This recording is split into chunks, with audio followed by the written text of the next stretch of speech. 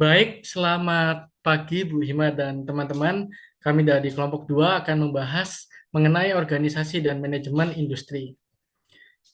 Sebelumnya, perkenalkan nama saya Hisrio Cornelis Kusuma, NIM 14122000284.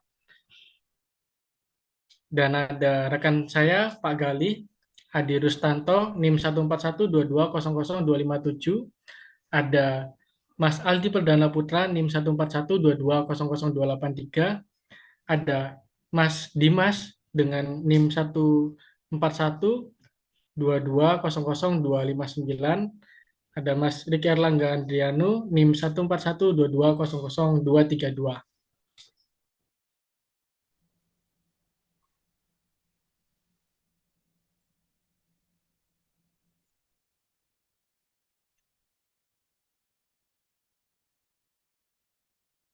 Baik, di sini saya akan menjelaskan tentang definisi organisasi. Menurut Winardi dalam Ruhana tahun 2018, organisasi adalah suatu sistem yang berisikan berbagai macam elemen dan subsistem. Di sini manusia merupakan subsistem yang paling penting dan dapat dilihat bahwa masing-masing subsistem saling bersangkutan dan berinteraksi dalam mencapai sasaran atau tujuan organisasi yang telah ditetapkan. Artinya di sini interaksi yang terjadi antara subsistem yang ada dalam organisasi bertujuan agar sasaran yang ditetapkan lebih berhasil. Organisasi meskipun dianggap sebagai suatu sistem, namun tidak semua sistem merupakan sebuah organisasi. Dan menurut Armo Sudiro dalam Fitriah 2021, organisasi adalah bentuk pembagian kerja dan tata komunikasi kerja antara dua orang atau lebih yang mempunyai kedudukan atau posisi dan bekerja secara tertentu dan secara bersama-sama guna tercapainya sasaran atau tujuan tertentu. Artinya di sini dalam sebuah organisasi terdapat pembagian kerja yang mana dalam organisasi terdapat suatu posisi yang mengatur pembagian kerja dari setiap anggota organisasi serta eh, terdapat sistem tata komunikasi kerja yang memiliki fungsi agar interaksi yang terjadi pada setiap anggota organisasi dapat terjalin dengan baik guna demi kepentingan dan tercapainya suatu tujuan yang diinginkan.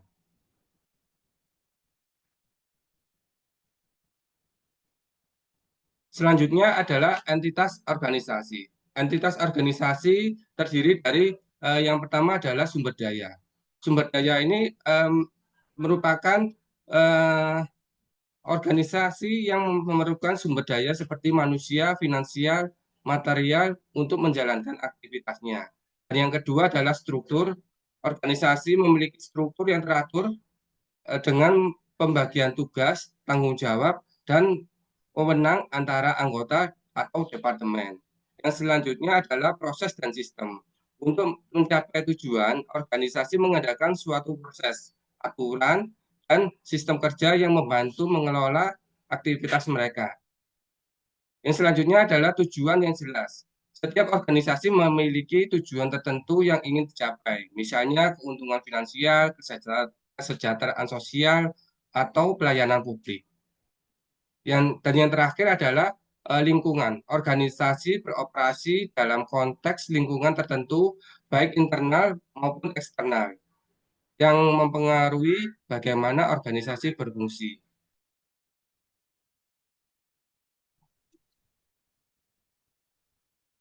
Macam-macam organisasi.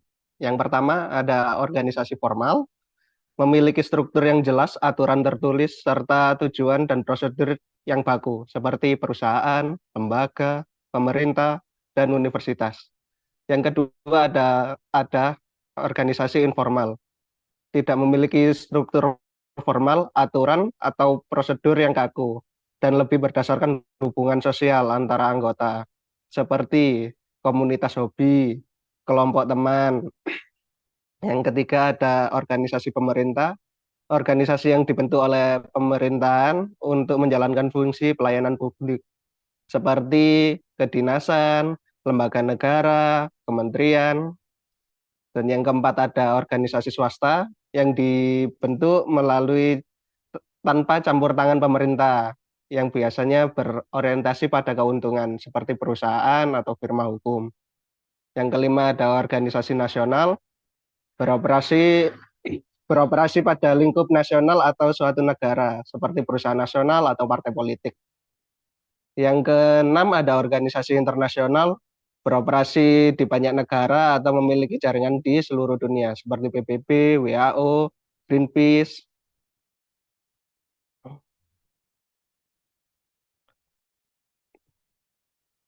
Setelah dijelaskan beberapa teori tadi, ini teori klasik mengenai organisasi. Organisasi merupakan struktur hubungan, kekuasaan, tujuan, peranan-peranan, kegiatan, komunikasi, dan faktor-faktor lain. Apabila orang bekerja sama, teori organisasi klasik berkembang dengan di latar belakangnya adanya revolusi industri yang berkembang pesat di benua Eropa sejak mulai ditemukannya mesin uap oleh James Watt pada tahun 1800-an. Penemuan ini memicu munculnya industri-industri besar yang menanggung cukup banyak pekerja, sehingga dibutuhkan adanya suatu metode perkembangan kerja yang didasarkan pada kemampuan, kapasitas, dan kompetensi dari pekerja, sehingga munculnya spesialisasi.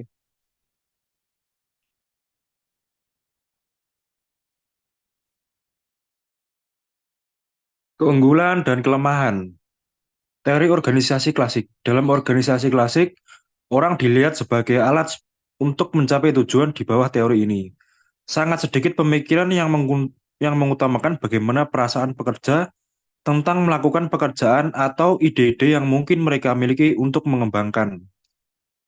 Keunggulan, fokus utamanya adalah memaksimalkan efisiensi untuk memenuhi tujuan keuangan. Yang kedua, untuk setiap pekerjaan dianggap ada satu cara terbaik untuk mencapai tujuan. Pekerja produksi yang hanya ahli mengerjakan satu atau dua langkah proses dengan cepat menggantikan pengrajin yang di masa lalu akan melaksanakan serangkaian tugas untuk menghasilkan produk.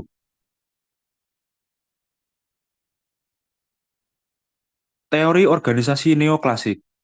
Teori neoklasik menitik beratkan pada pemikiran tentang pentingnya aspek psikologis dan sosial manusia atau karyawan sebagai individu maupun kelompok kerja. Pendekatan yang menekankan aspek manusia inilah yang kemudian dikenal secara umum pada dasawarsa awal tahun 1900-an, yaitu pendekatan perilaku behavioral approach atau pendekatan hubungan kerja kemanusiaan atau human relation approach.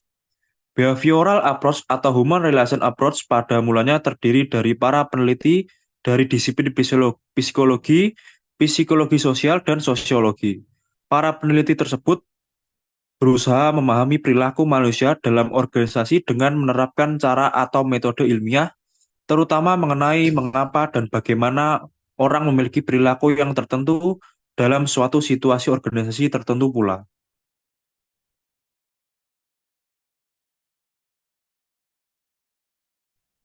Keunggulan dan kelemahan. Teori organisasi neoklasik. Keunggulan, menekankan hubungan informasi dan motivasi-motivasi non-ekonomis yang beroperasi di dalam organisasi. Manajemen dapat merancang hubungan dan peraturan yang formal dan sebagainya, namun diciptakan juga pola hubungan status, norma, dan hubungan informal yang diciptakan untuk memenuhi kebutuhan sosial para anggota organisasi. Kelemahan, teori neoklasik hanya memusatkan perhatiannya pada modifikasi tetapi tidak melakukan transformasi yang penting. Teori neoklasik meskipun memberikan sumbangan bagi perkembangan teori organisasi, tetapi pada kenyataannya tidak mengantarkan lahirnya teori baru untuk menggantikan teori klasik yang ada sebelumnya. Kelemahannya. Next. Teori organisasi modern. Organisasi sebagai satu kesatuan unit yang memiliki suatu tujuan. Pendekatan ini merupakan pendekatan yang dianut oleh para ahli teori klasik dan neoklasik, yang melihat organisasi sebagai satu kesatuan atau suatu unit yang memiliki suatu tujuan. Oleh karena itu, pendekatan ini seringkali juga disebut dengan pendekatan goalistik. Teori organisasi modern ini tidak hanya melihat organisasi sebagai suatu unit yang memiliki tujuan, tetapi secara lebih mendalam melihat hubungan antar elemen dalam organisasi serta berbagai proses yang terjadi dalam hubungan antar elemen itu. Pendekatan sistem ini memungkinkan para ahli melihat organisasi secara menyeluruh, baik hubungan antar elemen dalam organisasi maupun hubungan antara organisasi dengan lingkungan sekitarnya. Keunggulan dan kelemahan. Teori organisasi modern. Teori modern memiliki multidisiplin dengan sumbangan dari berbagai bidang disiplin ilmu pengetahuan.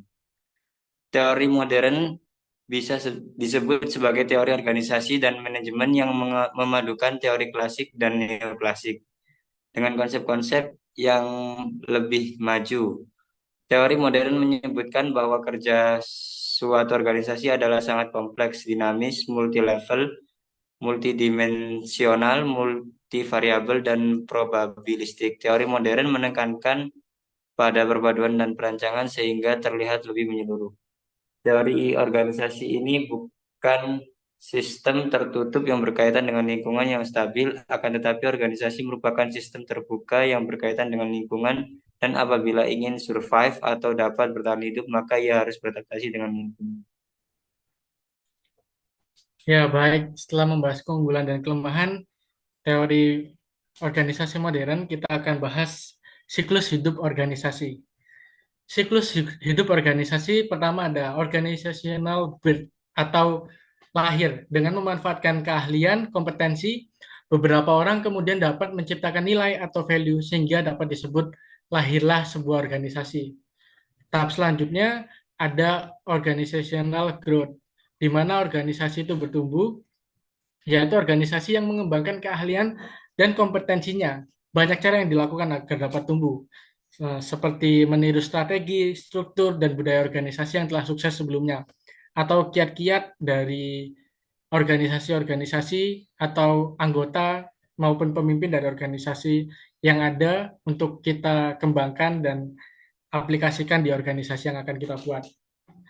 Sampai ada di fase puncak, lalu setelah itu tahap ketiga ada organizational decline atau penurunan dari organisasi itu, yaitu organisasi yang gagal dalam mengantisipasi, mengenal, menghindari, menetralisir, atau menyesuaikan diri dengan tekanan eksternal dan internal yang mengancamnya.